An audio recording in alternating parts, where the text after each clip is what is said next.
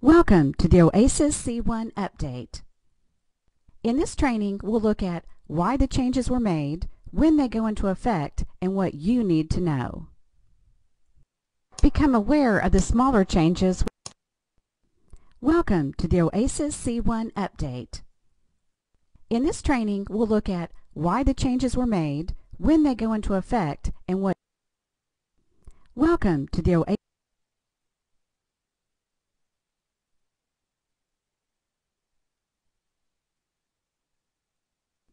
Welcome to the OASIS C1 update. In this training, we'll look at why the changes were made, when they go into effect, and what you need to know. CMS has revised the OASIS C assessment to OASIS C1. This course will prepare the participant to assess patients in compliance with the new guidance. As a result of this course, the participant will become aware of the smaller changes which will affect the assessment, gain an understanding of the major changes to the item intent and how to ensure that the proper selection is being made when the assessment is being performed, realize the effective date and why these changes are being made. This training will raise your awareness of the smaller changes, focus on the major changes to item intent, and will clarify and reinforce these concepts through knowledge checks. Let's go! C items being deleted, revised, and/or refined, existing C items replaced with a new C1 item, and changes made to standardize the guidance. We also want to make you aware that there are going to be new or different time points for collection, response-specific instructions, and grammatical and punctuation corrections, such as capitalization, terminology, and language. When does this happen? They'll go into effect January 1st, 2015. These changes were originally going to go into effect with ICD-10. However, when the ICD-10 rollout was delayed, the decision was made that the OASIS C1 changes were too valuable to delay. Now let's focus on those major changes to item intent. M1033, risk of hospitalization. In this item, you can see they've clarified the time period under consideration for responses and reorganized the responses to better reflect the length of the look-back period. And CMS has also changed the signs and symbols so they're more objective, so that fewer risk factors require clinical judgment. M1040 and 1046, the influenza vaccine. As you can see, they revised the item title to reflect the changed content being collected. They revised the item stem to clarify the time period for reporting the influenza vaccine status, and the skip directions have been revised due to numbering changes. Why was it changed? It was changed to identify whether the patient was receiving services from the home health agency during the time period for which the influenza vaccine data are collected. Item M1046 was revised so that it's easier to report the reason the patient did or did not receive the influenza vaccine from any source. This item was changed to reflect the new scope of the item and also so that it meets the National Quality Forum standards. Get ready for a quick knowledge check.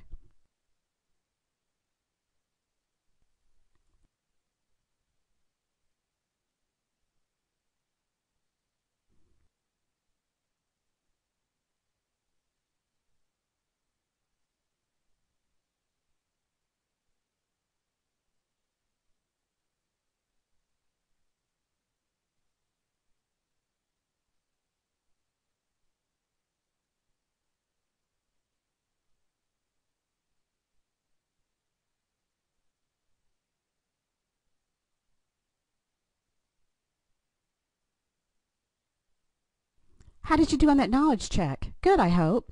Next, we're going to look at items M1051 and M1056 regarding the pneumococcal vaccine. The change in this item is trying to capture if the patient has ever received a pneumococcal vaccine. As you can see here, they've simplified the instructions.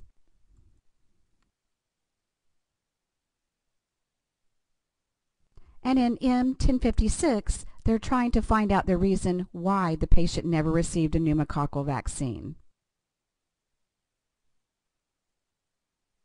The description of the process measure use was removed.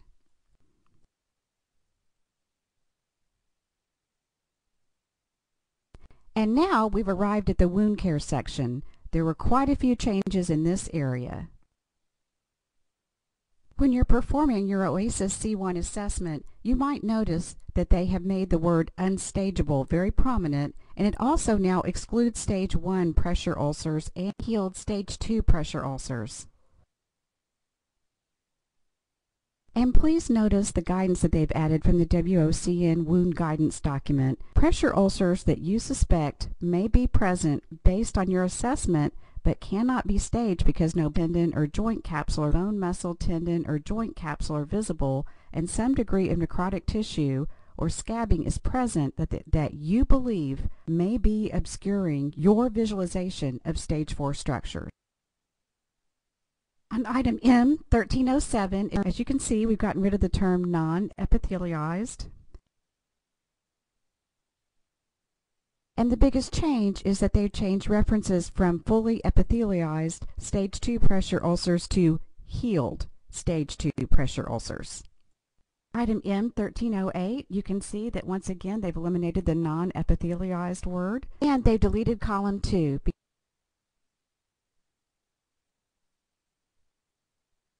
I'll let you read what's changed to yourself.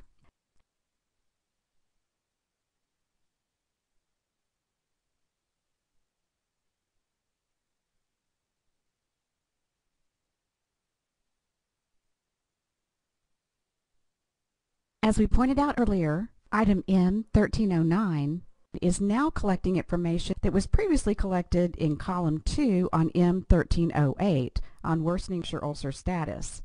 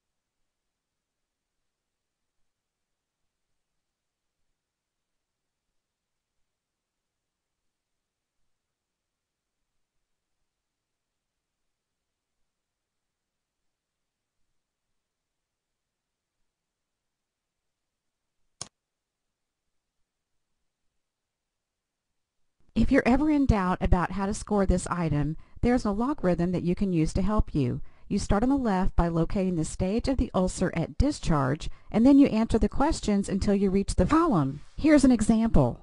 If you have a patient who was discharged with a stage 3 ulcer, and that same ulcer in a most recent sock or rock was, and look at where that was, and then you find that stage.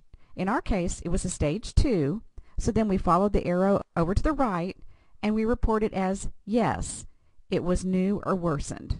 Are you ready for a knowledge check?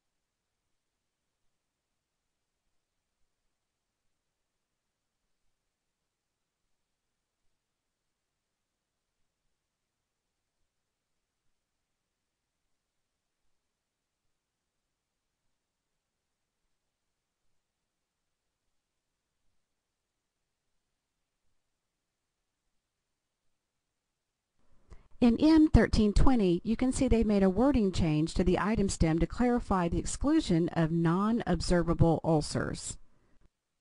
And they've reorganized it so that as you're assessing your patient, you can, number 1, determine which pressure ulcers are observable, number 2, determine which observable pressure ulcer is the most problematic, number 3, determine and report the healing status. In M1324, the change has been made from observable to stageable. And you can see here again, they've reorganized this to move you through the 3-step process of number 1, determining which pressure ulcer is stageable, number 2, determining which stageable pressure ulcers are the most problematic, and reporting the stage. And as you can see here, they've eliminated the response 0 for the newly epithelialized ulcer, since it's an inappropriate option for this item. And they've reorganized this to move the clinician performing the assessment through the 3-step process to number 1, determine which stasis ulcers are observable, number 2, determine which stasis ulcer is the most problematic, and they determine and report the healing status. For more information on wound care guidance, there's a resource available to you. Please click in the upper right corner where the red arrow is bouncing to obtain it.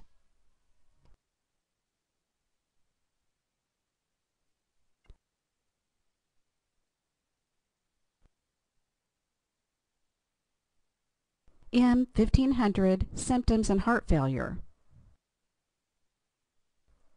The wording in this item stem was revised to clarify that the reporting period includes the time of the assessment. If you'd like to see the changes for depression screening, please click on the stethoscope.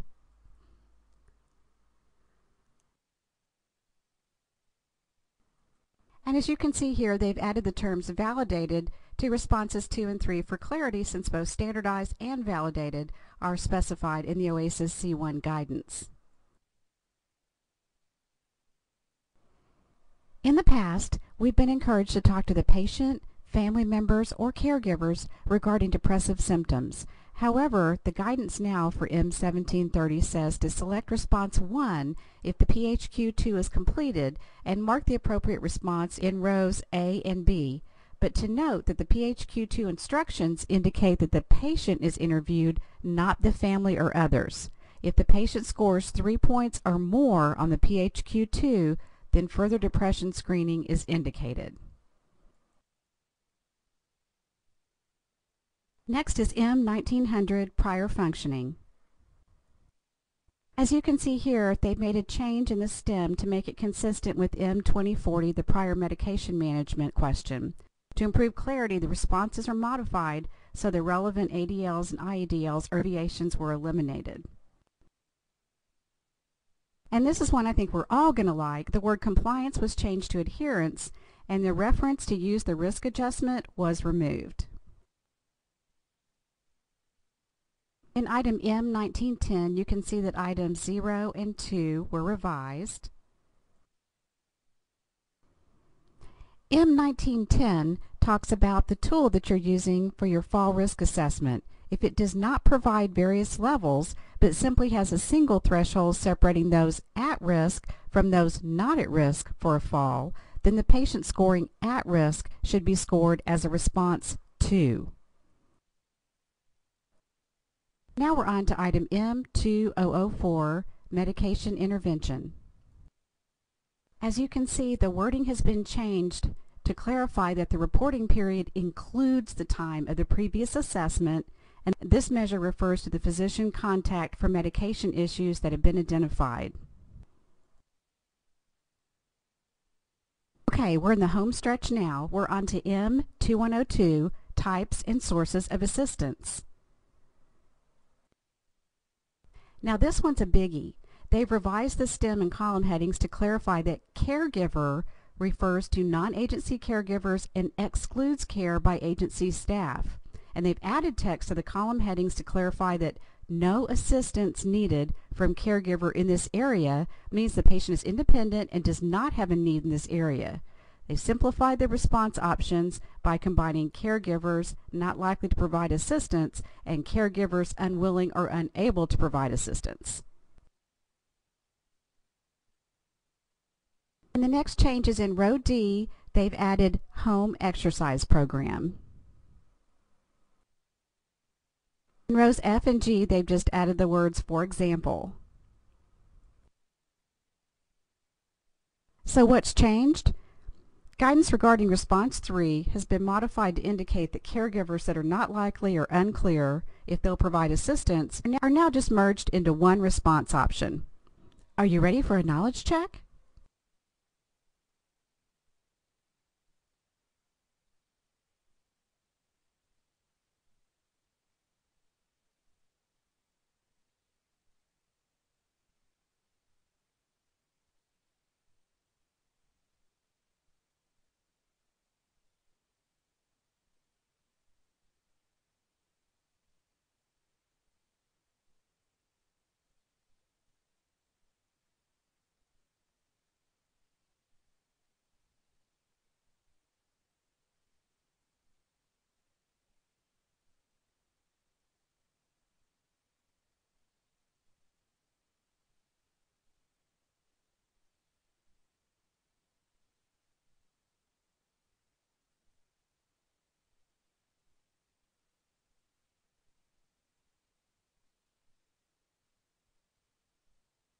Welcome back. We just have a few more items to go and you're doing great.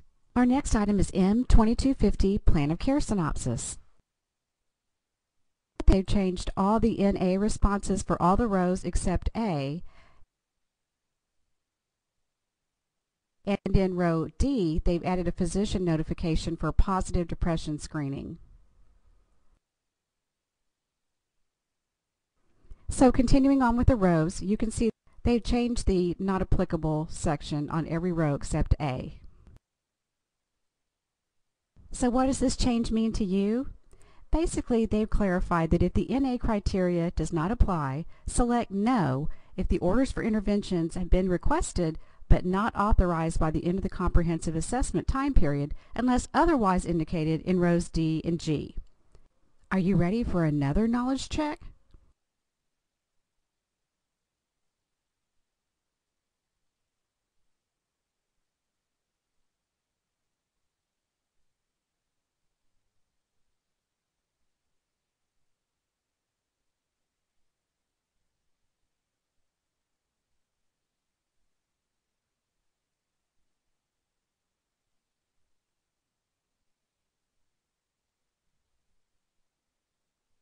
You made it to the very last item. Are you ready? It's M2400, Intervention Synopsis. The wording was changed to clarify that the reporting period does include the time of the assessment. So it now reads, at the time of or at any time since the previous OASIS assessment were the following interventions both included in the physician order plan of care and implemented. The other two items that have changed are that you should select no if the interventions are not on the plan of care, or if the interventions are on the plan of care but the interventions were not implemented by the time of discharge or transfer assessment was completed, unless NA applies. The second one clarifies if more than one standardized validated assessment for fall risk, depression screening, pain, pressure ulcer, etc. was completed at the time or any other time since the previous OASIS assessment, all must be negative in order to select NA. Next, we're going to have an assessment to check your understanding of the material. Good luck!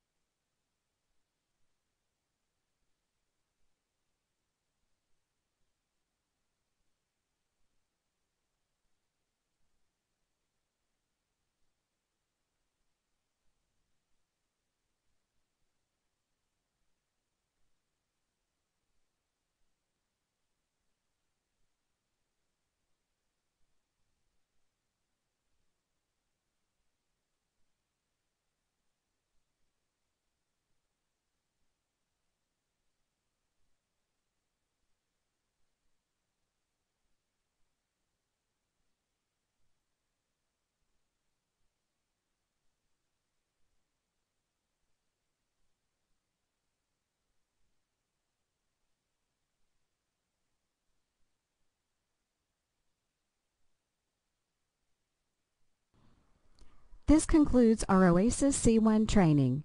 Thank you for your time and your attention. If you'd like more information on the OASIS C1 changes, or if you just feel more comfortable having some information at your fingertips, there's more information available where the red arrow is bouncing. This information will also be available in the Accent Care University Library.